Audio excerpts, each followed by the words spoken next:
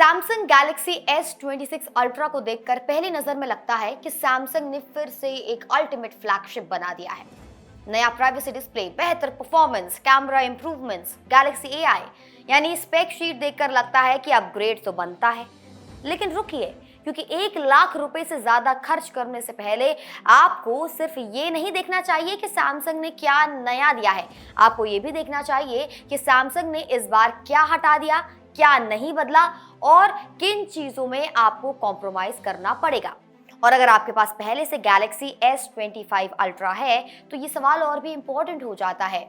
क्या S26 ultra सच में इतना बड़ा अपग्रेड है कि आप दोबारा इतना पैसा खर्च करें? सबसे पहले बात करते हैं उस फीचर की जिसे सैमसंग S26 अल्ट्रा की बड़ी हाइलाइट्स में से एक बना रहा है। That is privacy display. Idea तो सुनने में बहुत शानदार है। अगर आप मेट्रो, फ्लाइट, एयरपोर्ट या किसी क्राउडेड जगह पर अपना फोन इस्तेमाल कर रहे हैं तो प्राइवेसी डिस्प्ले आसपास बैठे लोगों को आपकी स्क्रीन देखने से रोकने में मदद करता है। लेकिन प्रॉब्लम यह है कि प्राइवेसी के लिए आपको डिस्प्ले एक्सपीरियंस में कॉम्प्रोमाइज करना पड़ सकता है। व्यूइंग एंगल्स सीमित हो जाते हैं और कुछ सिचुएशंस में ब्राइटनेस और इमेज क्वालिटी पर असर महसूस हो सकता है। मतलब जिस शानदार डिस्प्ले के लिए आप सैमसंग का अल्ट्रा खरीद रहे हैं, उसी डिस्प्ले का एक बड़ा फीचर आपको कभी-कभी उसकी क्वालिटी कम करके यूज करना पड़ सकता है।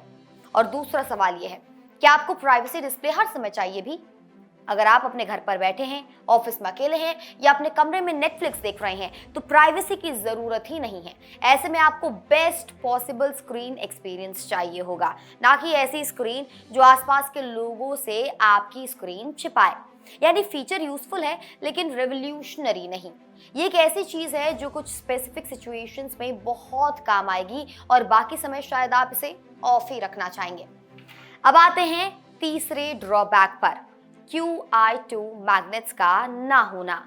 आज मैग्नेटिक एक्सेसरीज काफी कन्वीनियंट हो चुके हैं। Magnetic chargers, stands, car mounts और दूसरे एक्सेसरीज के लिए बिल्ट इन मैग्नेट्स बहुत यूजफुल होते हैं।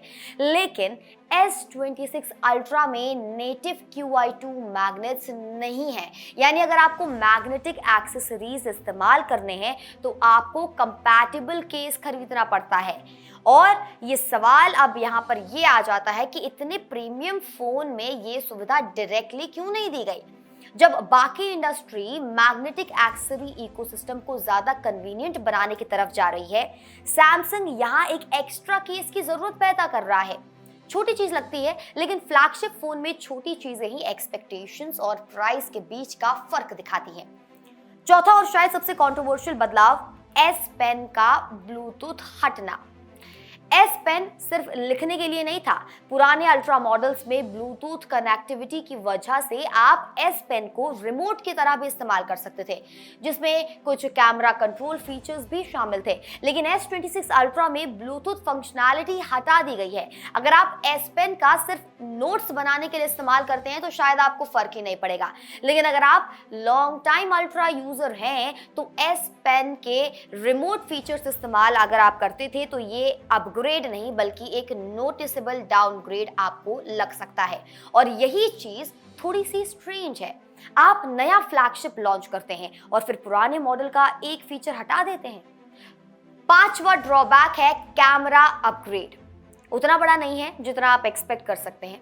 अब क्लियर कर दे, S26 अल्ट्रा का कैमरा खराब नहीं है, बिल्कुल नहीं है। सैमसंग के फ्लैगशिप कैमरास अभी भी काफी पावरफुल है। लेकिन अगर आप S25 अल्ट्रा से S26 अल्ट्रा पर जा रहे हैं तो कैमरा एक्सपीरियंस आपको पूरी तरह नया नहीं लगेगा। कुछ इंप्रूवमेंट्स जरूर हैं लेकिन ये एक ऐसा जंप नहीं है जो कि S26 अल्ट्रा में बिल्कुल भी नहीं था या फिर S25 अल्ट्रा अचानक आउटडेटेड कैमरा फोन बन जाए, ऐसा कोई भी अपग्रेड नहीं है। और यही प्रॉब्लम है, जब आप फ्लैगशिप फोन खरीद रहे हैं तो आपको सिर्फ थोड़ा बेहतर नहीं बल्कि ऐसा अपग्रेड चाहिए जो जेन्युइनली नोटिसेबल हो।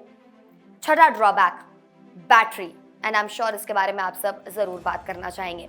देखिए, सैमसंग S26 अल्ट्रा में अभी भी 5000 mAh बैटरी आपको मिल रही है। अब 5000 mAh अपने आप पे छोटी बैटरी तो नहीं है। सॉफ्टवेयर ऑप्टिमाइजेशन की वजह से फोन की बैटरी लाइफ अच्छी हो सकती है, लेकिन प्रॉब्लम एक्सपेक्टेशन की है। जब हर जनरेशन में परफॉर्मेंस और फीचर्स बढ़ रहे हैं तो यूजर्स नेचुरली एक्सपेक्ट करते हैं कि बैटरी टेक्नोलॉजी भी आगे बढ़ेगी, लेकिन यहाँ कैपेसिटी वही 5000 mAh है। तो अगर आप S25 Ultra से S26 Ultra पर सिर्फ बड़ी बैटरी की उम्मीद में अपग्रेड करने का सोच रहे हैं तो आपको यहाँ कोई भी मेजर कैपेसिटी जंप नहीं मिलने वाला।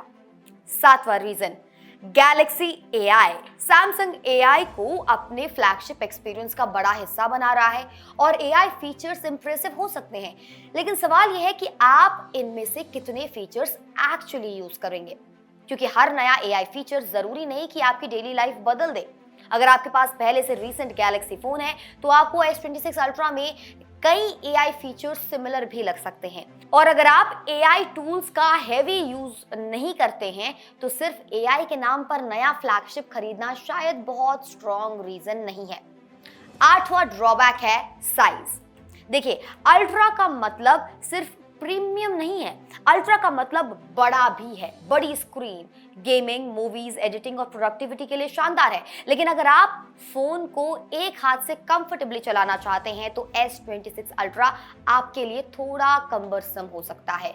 मतलब पॉकेट में डालना, लंबे समय तक पकड़ना, वन हैंडेड टाइपिंग करना, ये सब कॉम्पैक्ट फोन की तुलना में ज्यादा चैलेंजिंग हो सकता है। और फिर आता है अब सबसे इंपॉर्टेंट पॉइंट, S25 Ultra से अपग्रेड।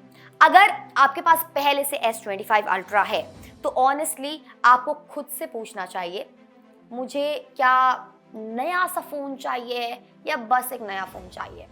क्योंकि S26 Ultra performance, display, camera और सॉफ्टवेयर में इंप्रूवमेंट्स लेकर आता है, लेकिन ओवरऑल एक्सपीरियंस इतना ड्रामेटिकली अलग नहीं है कि हर S25 Ultra ओनर को तुरंत अपग्रेड करने की जरूरत पड़े।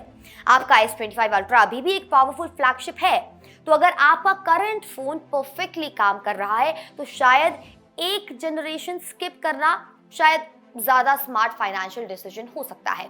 और आखिर में आता है दर्शकों सबसे बड़ा ड्रॉबैक, वो है प्राइस। जब कोई फोन प्रीमियम फ्लैगशिप सेगमेंट में आता है तो कस्टमर नेचुरली एक्सपेक्ट करता है कि इसमें कॉम्प्रोमाइजेस जो हैं वो मिनिमम होंगे, लेकिन अगर उसी एक्सपेंसिव फोन में बिल्ट इन QI2 मैग्नेट्स नहीं है, S पेन की ब्लूटूथ फंक्शनैलिटी हट गई है, बैटरी कैपेसिटी में बड़ा जंप नहीं है और प्रीवियस जनरेशन से अपग्रेड भी रिलेटिवली मॉडेस्ट है, तो सवाल उठना नॉर्मल है कि आखिर आप इतना पैसा किस चीज के लिए दे रहे हैं। और यही S26 Ultra की पूरी स्टोरी है। ये खराब फोन नहीं है। एक्चुअली अगर आप किसी पुराने सैमसंग फोन से आ रहे हैं तो S26 Ultra आपको शानदार अपग्रेड लग सकता है। आपको परफॉर्मेंस जो है वो बहुत पावरफुल मिलेगी, शानदार डिस्प्ले मिलेगा, कैपेबल कैमरास मिलेंगे, लॉन्ग टर्म सॉफ्टवेयर सपोर्ट मिलेगा और ओवरऑल प्रीमियम एक्सपीरियंस भी मिलेगा। लेकिन अगर आपके हाथ में पहले से S25 Ultra है तो कहानी बदल जाती है। आपके पास पहले से एक पावरफुल कैमरा फोन है, पहले से शानदार डिस्प्ले है, पहले से फ्लैगशिप परफॉर्मेंस है, पहले से प्रीमियम सॉफ्टवेयर एक्सपीरियंस है, तो सिर्फ नया मॉडल नंबर देखकर अपग्रेड करना शायद जरूरी नहीं है।